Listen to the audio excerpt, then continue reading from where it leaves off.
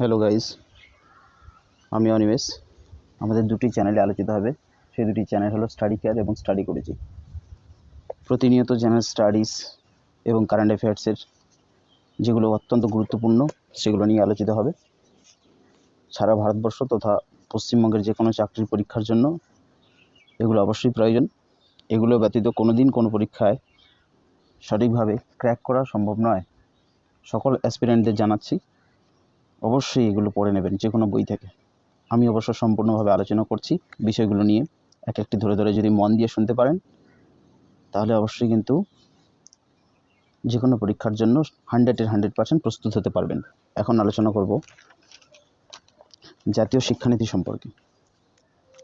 The national education policy 2020, জাতীয় শিক্ষানীতি 2020 আলোচনা করতে গিয়ে শুরুতে দেখছি 29শে জুলাই প্রধানমন্ত্রী নরেন্দ্র মোদীর পৌরোহিত্যে জাতীয় শিক্ষানীতি 2020 অনুমোদন করা হয়েছে। তাহলে আমরা পরিষ্কার বুঝলাম যে জাতীয় শিক্ষানীতি কবে হয়েছে। 29শে জুলাই 2020 সালে 29শে জুলাই কে করলেন? ভারতবর্ষের মাননীয় প্রধানমন্ত্রী নরেন্দ্র দামোদর দাস মোদী, তারই সহযোগিতায়। এর ফলে বিদ্যালয় এবং উচ্চশিক্ষা স্তরে বিপুলভাবে সংস্কারের সুযোগ তৈরি হয়েছে। একবিংশ শতাব্দীতে এটিই প্রথম শিক্ষানীতি। মনে রাখতে হবে, ভারতীয় শিক্ষানীতি বা জাতীয় শিক্ষানীতি বলতে এটিই প্রথম। 34 বছর আগে 1986 পর 86 শিক্ষার পর জাতীয় নীতির পরিবর্তে এটি কার্যকর হতে চলেছে। শিক্ষা ব্যবস্থায় প্রবেশ, সমদর্শিতা, গুণমান, আয়ত্তের মধ্যে পঠন পাঠনের সুযোগ এবং দায়বদ্ধতা, এগুলির উপর ভিত্তি করে এই নীতি তৈরি করা হয়েছে। তাহলে আমরা বুঝে গেলাম কিসের উপর নীতি করে এই শিক্ষানীতি তৈরি করা হয়েছে। জাতীয় শিক্ষানীতি শিক্ষা ব্যবস্থায় প্রবেশ, সমদর্শিতা, গুণমান এবং আয়ত্তের মধ্যে পঠন পাঠনের সুযোগ এবং দায়বদ্ধতাগুলির ওপর ভিত্তি করেই এই নীতি কিন্তু প্রস্তুত করা হয়েছে, এই জাতীয় শিক্ষানীতি 2020। স্কুল শিক্ষায় সর্বস্তরে সর্বজনীন প্রবেশ নিশ্চিত করা, সে সম্পর্কে জাতীয় শিক্ষানীতির একটি উল্লেখযোগ্য বিষয়।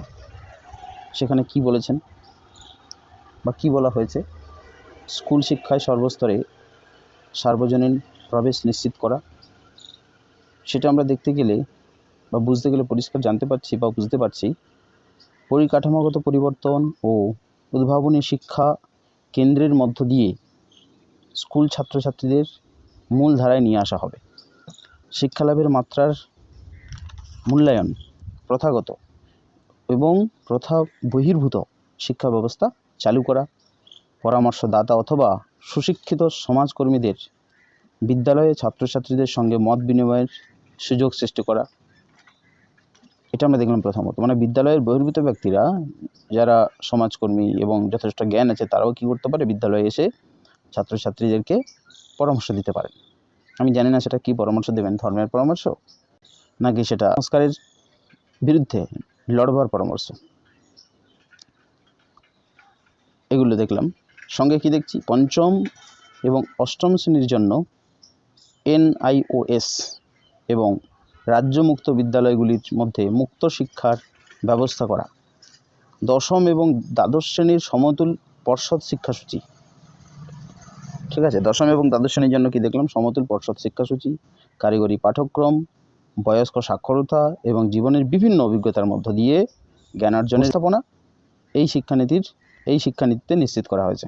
আরেকটি উল্লেখযোগ্য জাতীয় শিক্ষানীতির আরেকটি উল্লেখযোগ্য পাঠ হলো শৈশব থেকেই বিজ্ঞানসম্মত পাঠ্যক্রম ও শিক্ষানীতি প্রসঙ্গে জাতীয় শিক্ষানীতি।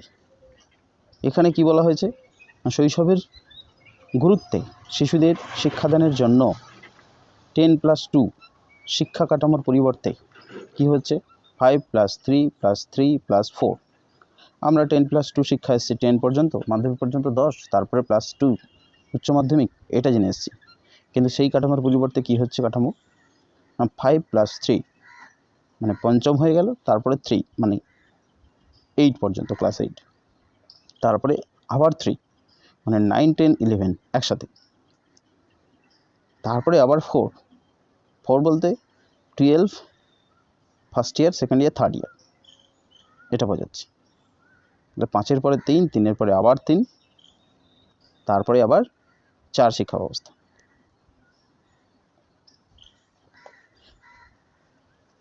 এই শিক্ষা ব্যবস্থা কীভাবে করেছে সেটা আমরা দেখব।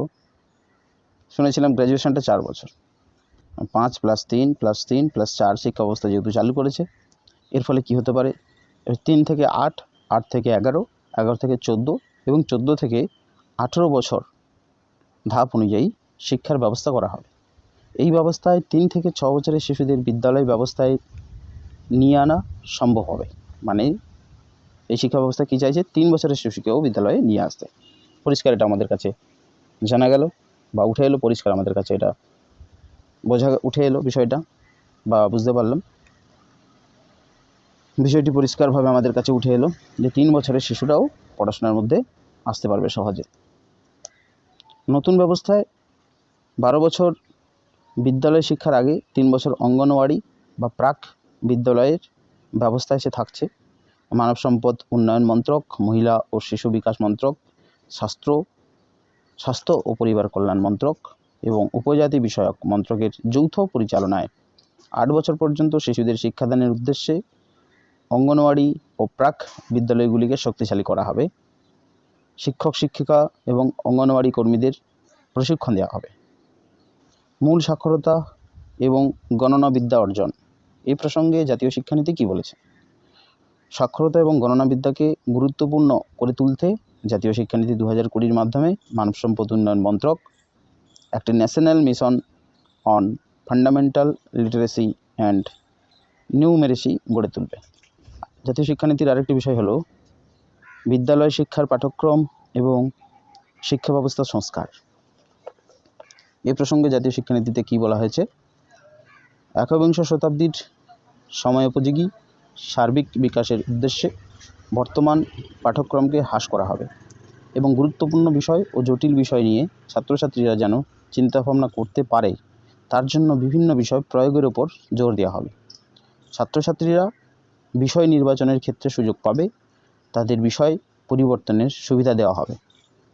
দেখলাম আমরা যেমন ক্লাস 11-এ যে বিষয়টি পছন্দ করি সেটি পরিবর্তন করতে পারি না, 12-এ বা দ্বাদশ শ্রেণীতে ঠিক তেমন এখানে কিন্তু পছন্দের বিষয়টি আছে কিন্তু পরিবর্তনের বিষয়টি নেই।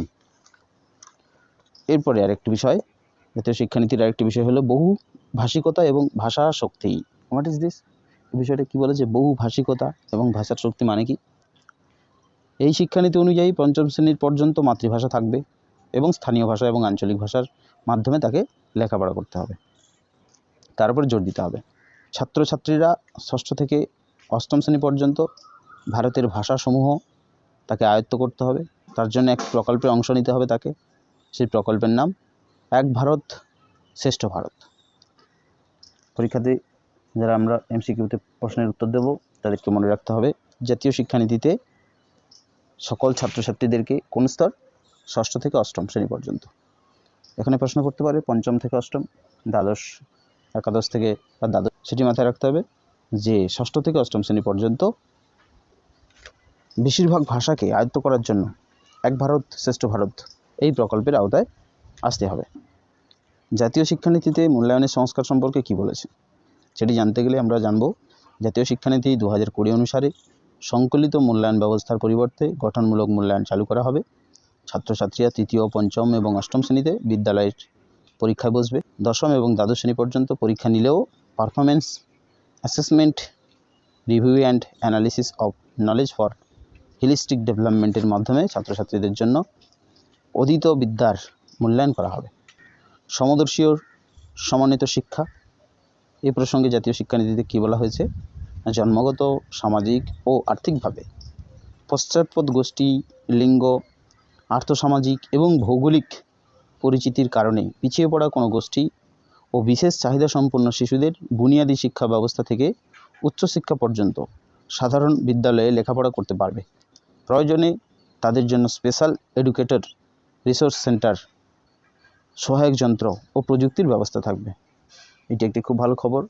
যারা নিচু স্তরের বলে সমাজে যাদেরকে ঘৃণিত পর্যায়ে রাখা হয়েছে এখনও পর্যন্ত কুসংস্কারাচ্ছন্ন হয়ে মানুষজন যাদেরকে ছোট মনে করে, যারা সত্যি সমাজ থেকে বঞ্চিত, তাদের জন্য শিক্ষার ক্ষেত্রে একটি আমূল পরিবর্তন, অনেক তারা সুবিধা পাবে। আরেকটি গুরুত্বপূর্ণ বিষয় জাতীয় শিক্ষানীতির, সেটি হলো শিক্ষক শিক্ষিকাদের নিয়োগ সহ বৃত্তিমূলক ক্ষেত্রে বলিষ্ঠ উদ্যোগ। এই বিষয়টিতে বলা হয়েছে স্বচ্ছতার সঙ্গে বলিষ্ঠভাবে শিক্ষক শিক্ষিকাদের নিয়োগ করা হবে। এই জন্য তাদের পারফরমেন্স নির্দিষ্ট সময়ান্তর মূল্যায়ন করা হবে। ন্যাশনাল কাউন্সিল ফর এডুকেশন শিক্ষকদের পেশাগত মান বজায় রাখার জন্য দেশ জুড়ে একটি অভিন্ন ব্যবস্থাপনা 2022 সালের মধ্যে চালু করবে। আরেকটি বিষয়, 2035 সালের মধ্যে জিআইআর বৃদ্ধি। এই জাতীয় শিক্ষানীতির 2020-তে এর গুরুত্ব কী সেটা জানতে গিয়ে আমরা দেখতে পাবো বা জানতে পারবো উচ্চশিক্ষার জন্য একটি নিয়ন্ত্রক আলাদাভাবে থাকবে না। ইউজিসি, এআইসিটিই মানের নিরিখে বহু কলেজকে পরিচালন স্বাধীনতা, উচ্চশিক্ষায় আসন সংখ্যা বৃদ্ধির জন্য জিইআর থাকবে, যাকে গ্রস এনরোলমেন্ট রেশিও বলা যেতে পারে। সেই জিইআর বাড়ানো হবে। এর মধ্যে কারিগরি শিক্ষাও অন্তর্গত থাকবে। সর্বাঙ্গীন বহুস্তরীয় শিক্ষা ব্যবস্থা, এ প্রসঙ্গে জাতীয় শিক্ষানীতিতে কী বলা হয়েছে? বলা হয়েছে বিভিন্ন বিষয় বাছাই করার ক্ষেত্রে নানা সুযোগ সুবিধার পাশাপাশি ষষ্ঠ শ্রেণী থেকে বিদ্যালয়ে কারিগরি শিক্ষা ব্যবস্থাকে যুক্ত করা হবে। গুড। ছাত্রছাত্রীরা বহুস্তরীয় পদ্ধতিতে স্নাতক স্তরে 3 বা 4 বছরের পাঠ্যক্রমে 1 বছর পড়াশোনার পর সার্টিফিকেট, 2 বছর পড়াশোনার শেষে অ্যাডভান্স ডিপ্লোমা, 3 বছর পড়াশোনার পর স্নাতক এবং 4 বছর শেষে সরাসরি পিএইচডির সুযোগ সহ স্নাতক ডিগ্রি পাওয়া যাবে।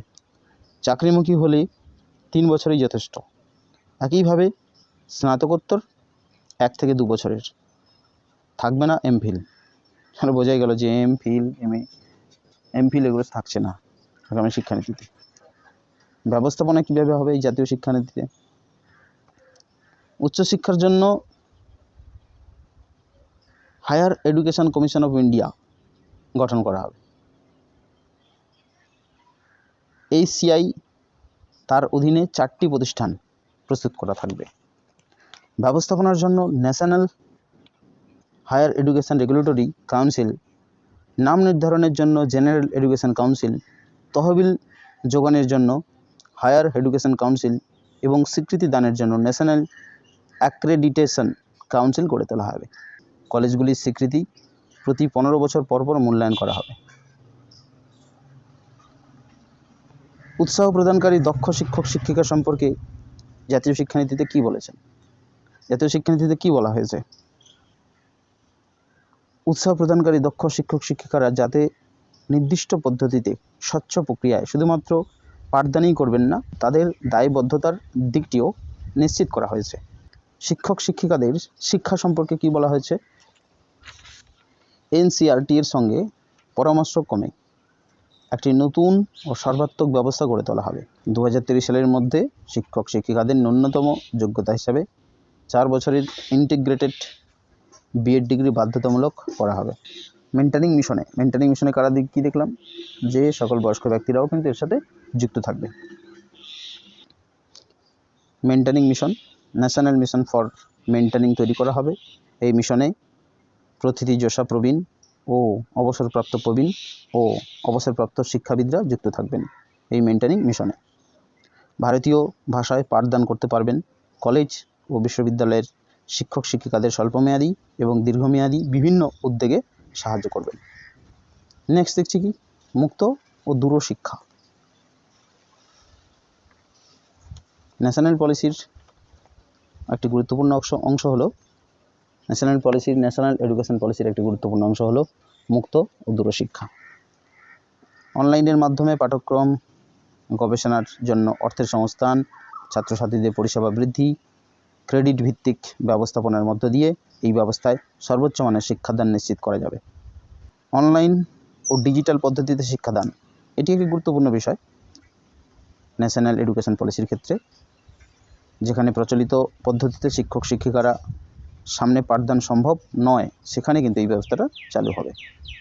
বৃত্তিমূলক শিক্ষা, হোয়াট ইজ দিস? বৃত্তিমূলক শিক্ষাটা কি না, উচ্চশিক্ষা ব্যবস্থার সঙ্গে সমস্ত বৃত্তিমূলক শিক্ষাকে যুক্ত করতে হবে। বিভিন্ন কারিগরি বিশ্ববিদ্যালয়, স্বাস্থ্য বিশ্ববিদ্যালয়, আইন বিশ্ববিদ্যালয় এবং কৃষি বিশ্ববিদ্যালয়গুলিকে বহু বিষয়ক প্রতিষ্ঠানে পরিণত করতে হবে বৃত্তিমূলক শিক্ষায়। শিক্ষায় অর্থের সংস্থান, এ সম্পর্কে কি বলেছে জাতীয় শিক্ষানীতিতে? শিক্ষাক্ষেত্রে বেসরকারি বিনিয়োগের পরিমাণ বৃদ্ধি করতে কেন্দ্র এবং রাজ্যগুলি একযোগে কাজ করবে। দেশের মোট অভ্যন্তরীণ উৎপাদনের 6% যাতে এই ক্ষেত্রে বিনিয়োগ করা যায় সেটি নিশ্চিত করা হবে। প্রায় 2.5 লক্ষ পঞ্চায়েত, 5,600টি ব্লক, 6,000 পৌরসভা এবং 676টি জেলা থেকে 2 লক্ষের বেশি পরামর্শ গ্রহণ করে এক অভূতপূর্ব পদ্ধতিতে জাতীয় শিক্ষানীতি 2020 তৈরি করা হচ্ছে। আমাদেরকে এটা মনে রাখতে হচ্ছে যে কত জায়গার থেকে তথ্য সংগ্রহ করে গবেষণার মধ্য দিয়ে এই জাতীয় শিক্ষানীতি প্রস্তুত হচ্ছে। 2.5 লক্ষ পঞ্চায়েত এবং 5,600টি ব্লক এবং 6,000 পৌরসভা আর 676টি জেলা থেকে 2 লক্ষের বেশি পরামর্শ গ্রহণ করে কিন্তু এই জাতীয় শিক্ষানীতি প্রস্তুত হচ্ছে। মানব সম্পদ উন্নয়ন মন্ত্রক ব্যাপক এবং সর্বাত্মক যত বেশি পরামর্শ সম্ভব ততটা নেওয়া হয়েছে।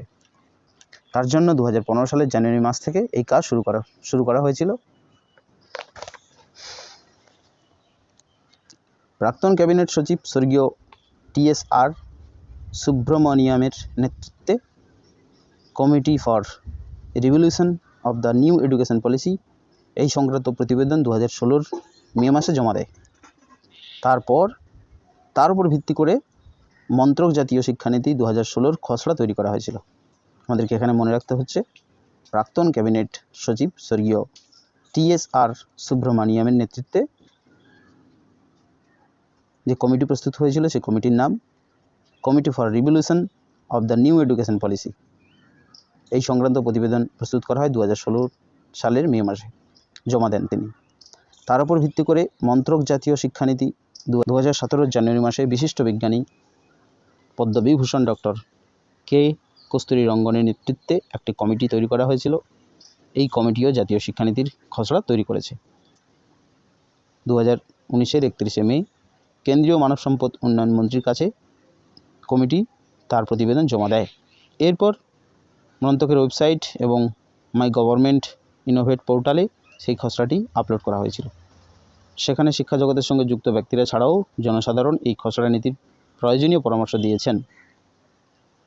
স্বাধীনতা পরবর্তী পর্যায়ে শিক্ষা সংক্রান্ত বিভিন্ন পদক্ষেপ এই জাতীয় শিক্ষানীতির একটি গুরুত্বপূর্ণ বিষয়। এই যে পদক্ষেপ, শিক্ষা সংক্রান্ত বিভিন্ন পদক্ষেপ, সেই পদক্ষেপগুলো কি? প্রথমত, স্বাধীন ভারতে স্থাপিত প্রথম শিক্ষা সংক্রান্ত কমিশন হলো ইউনিভার্সিটি এডুকেশন কমিশন, যা 1948 সালে ডক্টর সর্বপল্লী রাধাকৃষ্ণনের চেয়ারম্যানশিপে গঠিত হয়েছিল।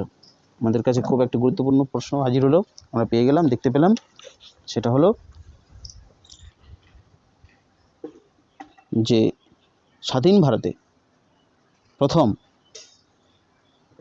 ইউনিভার্সিটি এডুকেশন কমিশন শিক্ষা সংক্রান্ত কমিশন প্রস্তুত হয়েছে। আমরা বুঝলাম স্বাধীন ভারতে স্থপতি প্রথম শিক্ষা সংক্রান্ত কমিশন হলো ইউনিভার্সিটি এডুকেশন কমিশন, যা 1948 সালে ডক্টর সর্বপল্লী রাধাকৃষ্ণনের চেয়ারম্যানশিপে গঠিত হয়েছিল। দ্বিতীয়ত কি দেখছি না, দ্বিতীয় শিক্ষা সংক্রান্ত কমিশনটি হলো সেকেন্ডারি এডুকেশন কমিশন, যেটি 1952 সালে ডক্টর এ লক্ষণস্বামী মুদালিয়ারের চেয়ারম্যানশিপে এটি গঠিত হয়েছিল 1952 সালে। 1946 সালের ডক্টর কোটারির চেয়ারম্যানশিপে গঠিত হয় ইন্ডিয়ান এডুকেশন কমিশন, যা কোটারি কমিশন নামে পরিচিত। কোটারি কমিশনের সুপারিশ দ্বারা তৈরি করা হয় 1986 সালের national policy of education. Point to be noted, মনে রাখতে হবে ন্যাশনাল পলিসি অফ এডুকেশন কবে প্রস্তুত হয়? 1986 সালে। ইন্ডিয়ান এডুকেশন কমিশন বা কোটারি কমিশন যাকে আমরা বলি, সেই কমিশন কবে প্রস্তুত হয়? 1964 সালে। আচ্ছা, আমরা দেখছি কি যে 1964 সালে ডক্টর কোটারির চেয়ারম্যানশিপে গঠিত হয় কোটারি কমিশন বলতে পারি, অথবা একে বলা যেতে পারে ইন্ডিয়ান এডুকেশন কমিশন। প্রশ্ন পড়ে কোটারি কমিশনের আরেক নাম কি? Indian education commission. কোটারি কমিশনের সুপারিশ দ্বারা তৈরি হয়েছিল 1968 সালের ন্যাশনাল পলিসি অফ এডুকেশন। এই পলিসি 3টি ভাষায় ফর্মুলা। এই পলিসি 3টি ভাষায় ফর্মুলা দেওয়ার জন্য প্রবল সমালোচনার সম্মুখীন হয়। 3টি ভাষায় ফর্মুলা দেওয়ার জন্য 1986 সালের ন্যাশনাল পলিসি অন এডুকেশনের মাধ্যমে 1986 সালের ন্যাশনাল পলিসি অন এডুকেশন এর মাধ্যমে দিল্লিতে স্থাপন করা হয় Indira Gandhi National Open University. Point to be noted, Indira Gandhi National Open University কার মাধ্যমে প্রতিষ্ঠিত হয়? ন্যাশনাল পলিসি অন এডুকেশনের মাধ্যমে। এটি কবে প্রতিষ্ঠিত হয়েছিল? তৈরি করা হয়েছিল ন্যাশনাল পলিসি অন এডুকেশন। এটি কবে প্রস্তুত হয়েছিল? 1986 সালে। 1992 সালে ন্যাশনাল প্রোগ্রাম অফ অ্যাকশনের সুপারিশ মাধ্যমে 1992 সালে ন্যাশনাল পলিসি অন এডুকেশন গঠিত হয়। ন্যাশনাল পলিসি অন এডুকেশন প্রস্তুত হয় 1992 সালে, আর ন্যাশনাল প্রোগ্রাম অফ অ্যাকশনের সুপারিশ এটি প্রস্তুত হয় 1992 সাল, দুটোই 92 সাল। ডিস্ট্রিক্ট প্রাইমারি এডুকেশন প্রোগ্রাম চালু করা হয় 1993 থেকে 94 সালে। খুব ইম্পর্টেন্ট একটি পার্ট, ইম্পর্টেন্ট প্রশ্ন, যে ডিস্ট্রিক্ট প্রাইমারি এডুকেশন প্রোগ্রাম চালু হয়েছিল কবে? 1993 সালে। 1993 থেকে 94 সালে। 2000 থেকে 2001 সালে শুরু হয় অপারেশন এডুকেশন ফর অল বা সর্বশিক্ষা অভিযানও আমরা বলতে পারি। সর্বশিক্ষা অভিযান কবে প্রস্তুত করা হয় বা কবে থেকে শুরু হয়? এটা খুব ইম্পর্টেন্ট প্রশ্ন। 2000 থেকে 2001 সালের মধ্যে শুরু হয়ে যায় অপারেশন এডুকেশন ফর অল অথবা সর্বশিক্ষা অভিযান শুরু হয়। 1 এপ্রিল 2010 থেকে লাগু হয় রাইট টু এডুকেশন অ্যাক্ট, পড়াশোনার অধিকার, 2010 1 এপ্রিল। খুব ইম্পর্টেন্ট পার্ট, আমরা দেখলাম কতগুলো প্রশ্ন একসাথে, যে 2010 সালের 1 এপ্রিল থেকে লাগু হয় রাইট টু এডুকেশন অ্যাক্ট চালু হয় 2010 সালে 1 এপ্রিল। এর মাধ্যমে 6 থেকে 14 বছর বয়সী সমস্ত শিশুরা বিনামূল্যে বাধ্যতামূলক শিক্ষা পাবে। তবে মেন যে পয়েন্টগুলো হাইলাইট হলো আমাদের কাছে, সেটা হলো কোন শিক্ষানীতি কবে চালু হয়েছে, কত সালে, খুবই একটি গুরুত্বপূর্ণ পার্ট। 1948 সালে ডক্টর সর্বপল্লী রাধাকৃষ্ণনের চেয়ারম্যানশিপে প্রথম শিক্ষা সংক্রান্ত কাউন্সিল হলো ইউনিভার্সিটি এডুকেশন কমিশন গঠিত হয়েছে। 1952 সালে ডক্টর লক্ষণস্বামী মুদালিয়ারের চেয়ারম্যানশিপে গঠিত হয়েছে সেকেন্ডারি এডুকেশন কমিশন 1952। 1964 সালে ডক্টর কোটারির চেয়ারম্যানশিপে গঠিত হয়েছে ইন্ডিয়ান এডুকেশন কমিশন বা কোটারি কমিশন। কোটারি কমিশনের আরেক নাম কি? ইন্ডিয়ান এডুকেশন কমিশন, সেটা আমাদেরকেও জানতে হবে। নেক্সট আমরা জানছি কি, যে 1968 সালে ন্যাশনাল পলিসি অফ এডুকেশন এটি প্রস্তুত হয়। এটি 3টি ভাষার ফর্মুলার জন্য কিন্তু সমালোচনার সম্মুখে পড়ে। 1986 সালে কি দেখতে পাচ্ছি না, ন্যাশনাল পলিসি অন এডুকেশনের মাধ্যমে দিল্লিতে স্থাপন করা হয় Indira Gandhi National Open university. Indira Gandhi National Open university প্রস্তুত হয়েছিল কার উপর ভিত্তি করে? 1886 সালের ন্যাশনাল পলিসি অন এডুকেশনের মাধ্যমে এটি প্রস্তুত হয়েছিল। 1992 সালে ন্যাশনাল প্রোগ্রাম অফ অ্যাকশনের সুপারিশের মাধ্যমে ন্যাশনাল পলিসি অন এডুকেশন প্রস্তুত হয়েছিল। ডিস্ট্রিক্ট প্রাইমারি এডুকেশন প্রোগ্রাম চালু হয়েছিল কবে? ডিস্ট্রিক্ট প্রাইমারি এডুকেশন 1993 থেকে 94 সালে। এগুলো খুব ইম্পর্টেন্ট। 2000 থেকে 2001 সালের মধ্যে শুরু হয়েছিল অপারেশন এডুকেশন ফর অল বা সর্বশিক্ষা অভিযান। এটি মোস্ট ভাইটাল একটি প্রশ্ন। সঙ্গে জানলাম যে 2010 সালে 1 এপ্রিল যে সকলের জন্য শিক্ষা, 6 থেকে 14 বছর বয়স্ক সমস্ত শিশুরা বিনামূল্যে পড়াশোনা করতে পারবে এবং বাধ্যতামূলক শিক্ষা পাবে। আজকের এই জাতীয় শিক্ষানীতি সম্পর্কে আলোচনা করলাম। আমাদের এই চ্যানেলটিতে জেনারেল স্টাডিজ সঙ্গে কারেন্ট অ্যাফেয়ার্সের বিষয় নিয়ে আলোচনা হয়, প্রতিনিয়ত আলোচনা হবে। WBCS, PSC club C, CSC, SSC এবং IS এজন্য সকল অ্যাসপিরেন্টদের অবশ্যই বলবো যে লাল বাটন প্রেস করে সাবস্ক্রাইব করে সঙ্গে থাকার জন্য, প্রতিনিয়ত আমাদের চ্যানেলের গুরুত্বপূর্ণ আপডেট পাওয়ার। থ্যাংক ইউ সো মাচ, সঙ্গে থাকবে সকালে।